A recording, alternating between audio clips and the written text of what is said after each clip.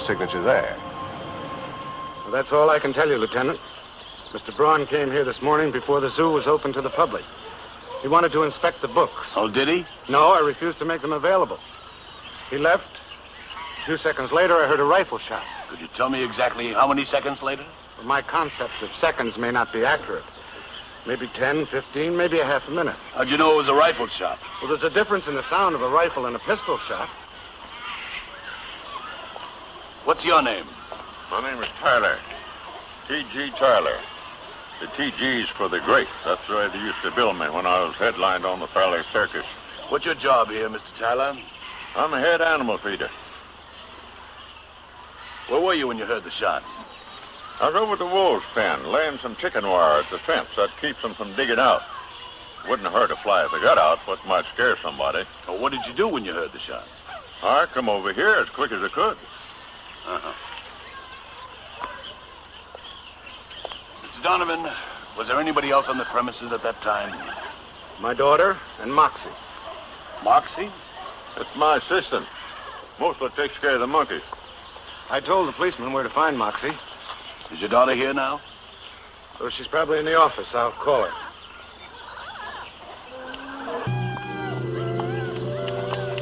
Marge, this is Lieutenant Weston. Marge takes care of my secretarial work. Mr. Donovan, where were you when the shot was fired this morning? In my office. So early? I'm always in the office early. It's the only way I can catch up my paperwork. Does your father share your office? No. There are two offices in the building. They connect, but they also have separate entrances. Mine's in the rear, Dad's is in the front. What did you do when you heard the shot? Guess I didn't do anything. I was too frightened. Mr. Donovan, do you own a rifle? Yes. May I see it? It's in the office. Mr. Tyler?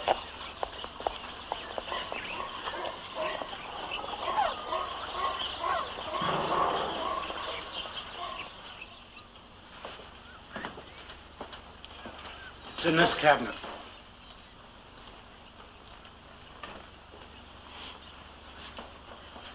It's gone.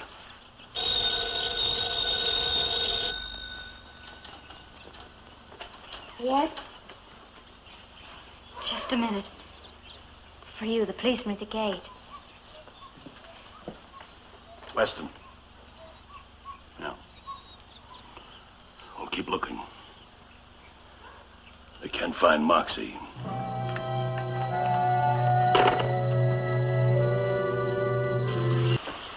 Yeah, well, you know, it's a funny thing to me how a man can disappear from this territory. I know the zoo's a big place, but I want Moxie. Why would he disappear if he wasn't mixed up in this thing?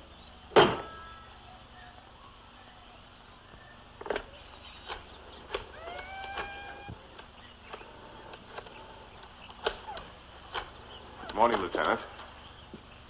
Hi. What are you doing here? I brought the fielding affidavit for you to sign. Sure, but hold it a minute, Herb. I have to call him Napier. Lieutenant. Oh, just a minute, Herb. Yes, get me police headquarters. Lieutenant. Herb, what's the matter with you? I have a client I want you to meet.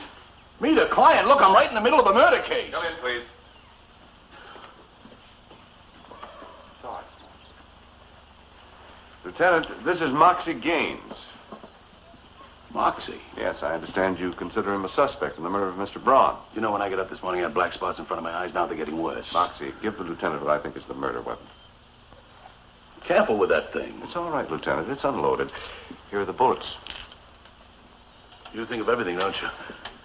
Thomas, take this down to the lab, have it checked for ballistic fingerprints. Well, Moxie, where were you when you heard the shot? The monkey cage. We feed them about 3 times a day. They're the most wonderful little friends to have, and I thought Yes, that now, wait a minute. Did anybody see you there? The monkeys? And maybe T.G. He went by a little before that. Said that he was going to wire the wolf cage. I see.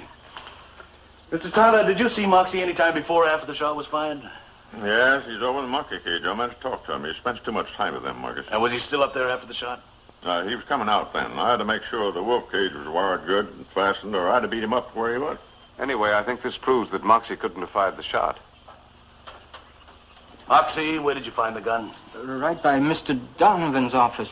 Why did you pick it up and run with it? Well, like I told him, I've been arrested a couple of times, and I guess I was a little rattled.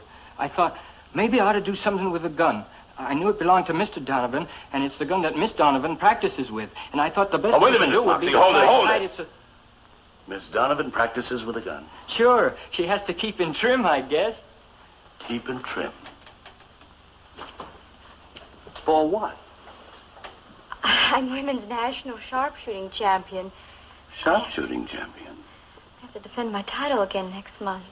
A sharpshooting champion?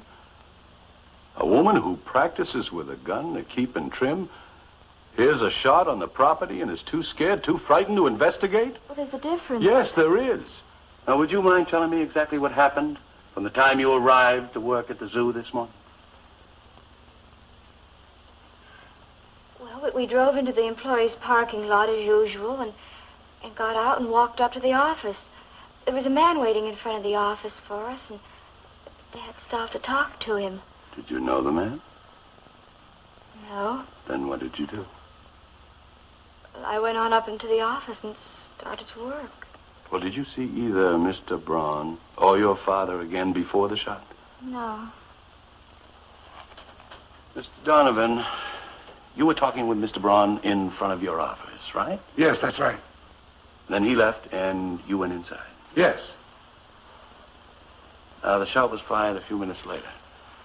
How would Moxie have time to get up there, get the gun, and disappear before you came back outside? I guess I was pretty upset. As a matter of fact, I was blazing mad. And the sound of the shot didn't make much of an impression on me for a couple of minutes. I think that's just about right. That's just about according to the way I figured it. You see, it's like this. When I was hurrying up to the clearing there after I heard the shot, I saw Mr. Donovan coming out of the office. And? Didn't have no gun in his hand. I don't think that Mr. Donovan could have shot Mr. Braun, took the gun down to where Moxie found it, gone back to his office again, and been coming out when I come up the walk. Do you? Well, this is quite a group. Everybody has an alibi for everybody else. Weston. Yeah. Fill me in, huh?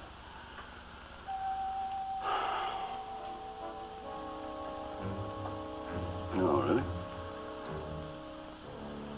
I see, yeah. What?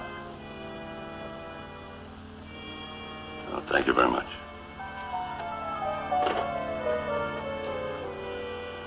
Well, I asked my office to check on Mr. Braun. And they found out that his negligence was responsible for the death of an aerialist 15 years ago, Virginia Donovan. Miss Donovan's mother and, of course, Mr. Donovan's wife. And they also found out that Mr. Donovan had a sharpshooting act with the circus at the same time. And incidentally, I understand that you had to be disarmed to prevent you from killing Mr. Braun right after the accident. Now, everybody here has an alibi, except Miss Donovan. Nobody saw her with or without a rifle. She was in the office doing paperwork. Now, just a minute. Keep out of this. Now, Miss Donovan could have gone around outside the building, shot Mr. Braun, and been back in the office within 10 seconds. Now, you said you didn't know Braun. After he was responsible for the death of your mother, after the publicity in the papers about the feud between your father and Mr. Braun, and now when Braun returns and threatens to step in again, I think we have about everything. Ability, access, and motive. Miss Donovan, I'm placing you under arrest.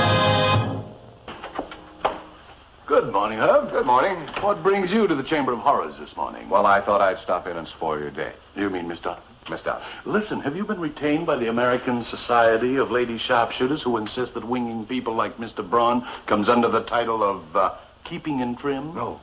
I've been retained by what the poets call conscience. It's a little thing with sharp points on it. When it turns around, it digs me right here. Well, Herb, I think you better have a little chat with your conscience. It's giving you the runaround. Let me give you the facts. No, I know the facts. She lied about knowing Braun. She had a motive, the opportunity. But Suppose her actions were influenced by the fact she thought her father was the guilty party. Tyler settled that. He provided Donovan with an alibi. What does Marge Donovan know about alibis? In other words, Herb, what you're saying is that you think Marge Donovan is innocent. Not in other words. Those are the words.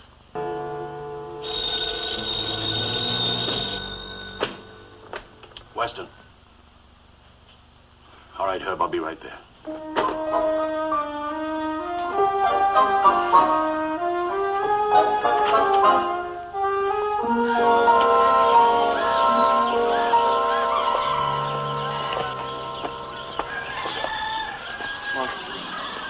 Lieutenant, I think I know who shot Braun. Minnie told me. An elephant? According to Tyler, Minnie trumpets low every time he walks by. Miss Donovan said that yesterday morning, just a few seconds before the shot, Minnie trumpeted.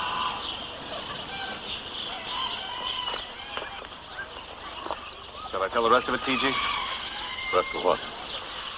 It means that instead of wearing the wolf's cage, you passed in front of Minnie just a few seconds before the shot, which would have put you in a position to do the shooting with your left arm and without being seen. In this way, you provide alibis for Donovan and Moxie, and incidentally yourself. Am I right? No, you're not right. You can't be right. They don't make him any better than T.G.